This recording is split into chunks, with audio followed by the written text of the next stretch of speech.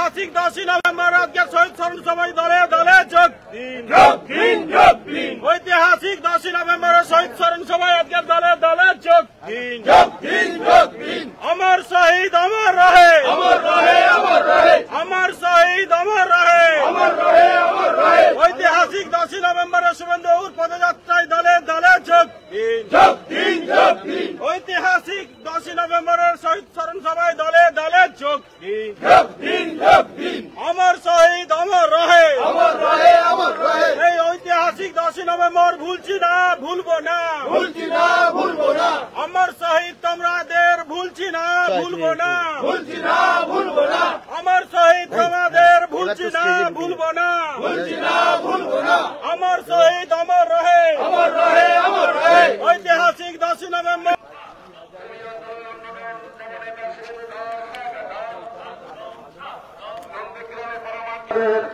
পরমাত্মীয় নন্দীগ্রামের প্রিয়জন শুভেন্দু অবশ্যই পৌঁছে গেছেন, শহীদদের শ্রদ্ধা নিবেদন করছেন। তাই শহীদ পরিবারের যারা এসছেন সবাই শহীদদের প্রতি শ্রদ্ধা নিবেদন করবেন। আমাদের পরমাত্মীয় নন্দীগ্রামের আপনজন, নন্দীগ্রামের সুখ দুঃখের সাথী। দিদি থেকে দিদিমা হতেন, মুখ্যমন্ত্রী কোনদিন হতে পারতেন না। আপনি ভেবেছিলেন নন্দীগ্রামের মালিক আপনি ওখান থেকে ছুটে এসেছেন। আমি নদী পেরিয়ে আপনার ওখানে ভোটে লড়তে যাইনি, আপনি ওখান থেকে ছুটে এসেছেন এখানে আমাকে হারানোর জন্য। নন্দীগ্রামের মানুষ, বিশেষ করে সোনাকড়িয়া, কারণ আমি মাত্র 400 মুসলমান ভোট পেয়েছি 64,000 ভোটের মধ্যে।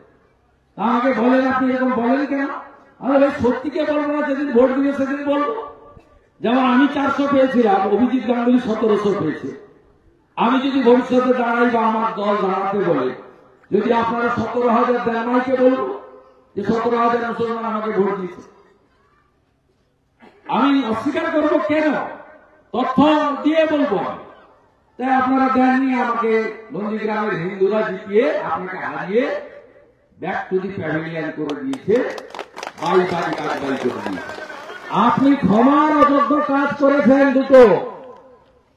দুটো ক্ষমার অযোগ্য কাজ করেছেন। আন্দোলনের নেতা যারা, তাদেরকে যে মামলায় ফাঁসানো হয়েছিল, আপনি ত্রুটিযুক্ত মামলা প্রত্যাহার করেছেন বলে হাইকোর্টের ডিভিশন বেঞ্চ খারিজ করে দিয়েছে। আপনি আপনার সরকার কেন ত্রুটিযুক্ত মামলা প্রত্যাহার করবেন? ক্ষমা করা যাবে? হ্যাঁ, তৃণমূলের বহু লোক ওই মামলায় আসামি আছে, আমার সাথীরাও কয়েকজন আছে, যারা মঞ্চেও 2-4 জন আছে। আমি কখনো এই জিনিস করি না, কিন্তু আপনার সরকারের ভুলের জন্য আপনার আজকে নন্দীগ্রামের 117 জন আন্দোলনকারী 9টা জামিন অযোগ্য ধারার মামলায় তারা আজকে জেলে যাবে না বাড়িতে থাকবে, এই চিন্তায় তাদের ঘুম হয় না। এর জন্য দায়ীকে? দায়ী আমি নয়, আপনি। সরকারটা আপনি চালিয়েছেন, ক্যাবিনেটের সিদ্ধান্ত ভুল ছিল আপনার, তাই হাইকোর্টের ডিভিশন বেঞ্চ খারিজ করে দিয়েছে। আর দ্বিতীয় কি করেছেন? 2007 সালের 10ই নভেম্বর আদিত্য বেড়া, সত্যেন গোল থেকে শুরু করে যে 11 জন অপহৃত হয়েছিল, তাদের মধ্যে 7 জন ডেথ সার্টিফিকেটের জন্য আপনার দুয়ারে দুয়ারে ঘুরেছে। আপনার সরকার সেই সার্টিফিকেট দেয়নি। নিয়ম আছে ভারতের সংবিধানে, 7 বছর হয়ে গেলে যদি খোঁজ না পাওয়া যায় তাকে মৃত ঘোষণা করা হয়। 7 বছর পরে পঞ্চায়েতের ডেথ সার্টিফিকেট দিতে কোনো অসুবিধা ছিল না। শুনে রাখুন আপনারা, আদিত্য মেলার মেয়ে সাক্ষী এখানে। আমি হাইকোর্ট করে নিজ খরচে এদেরকে সোনাচূড়া এবং গোকুলনগর গ্রাম পঞ্চায়েত থেকে ডেথ সার্টিফিকেট পাইয়ে দিয়েছি। যে কাজ মমতা ব্যানার্জি করা উচিত ছিল, সে কাজটা শুভেন্দু অধিকারী করেছে।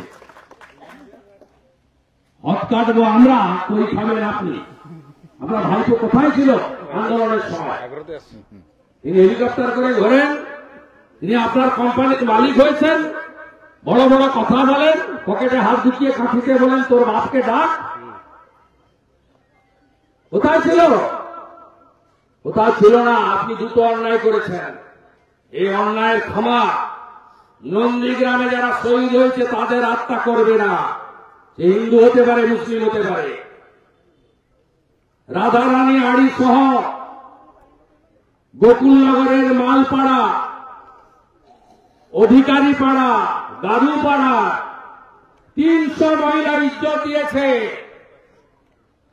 মায়ের সামনে মেয়ে, মেয়ের সামনে মেয়েকে ধর্ষণ করা হয়েছে। 15ই মার্চ 2007 সকাল 8টার সময়। এরা আপনাকে ক্ষমা করবে না। হৈমবতী হালদার, কল্পনা মুনিয়ান, এরা আপনাকে কোনোদিন ক্ষমা করবে না। হ্যাঁ, আপনি অল্প ভোটে হেরেছেন। আপনি যা যা বলে গেছিলেন 2012 সালে 14ই মার্চ মুখ্যমন্ত্রী হওয়ার পরে আপনি এসেছিলেন, আমি আপনার সাথে ছিলাম এমপি হিসাবে। নন্দীগ্রাম সীতানন্দ হাই স্কুলের মাঠে সভা হয়েছিল, সরকারি প্রোগ্রাম, কৃষক দিবস। 14ই মার্চ 2012 ঘোষণা করেছিলেন একটা বড় শহীদ বেদি বানাবো নন্দীগ্রামে, সরকারি অর্থে। আপনি বানাননি। আপনি বলেছিলেন গোকুলনগর অঞ্চলে ক্লাস 1 থেকে 12 রেসিডেন্সিয়াল বিদ্যালয় বানাবো। নন্দীগ্রামের ছেলেমেয়েরা গরিব বাড়ির, সেখানে থাকবে, খাবে, পড়বে, উচ্চ মাধ্যমিক পাস করে তারা উচ্চ শিক্ষার জন্য বেরোবে। জমি দেওয়ার পরেও আপনি করেননি। সোনাচূড়াতে আইটিআই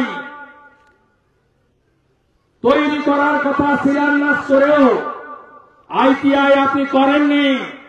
প্রয়াত সুব্রত মুখার্জিকে ধরে মোদীজি সরকারের গ্যারান্টি নিয়ে আমি এশিয়ান ডেভেলপমেন্ট ব্যাংক থেকে টাকা নিয়ে এসেছিলাম। ওখানে আপনার টাকা নেই, ভারত সরকারের টাকা 5% এশিয়ান ডেভেলপমেন্ট ব্যাংকের ঋণ।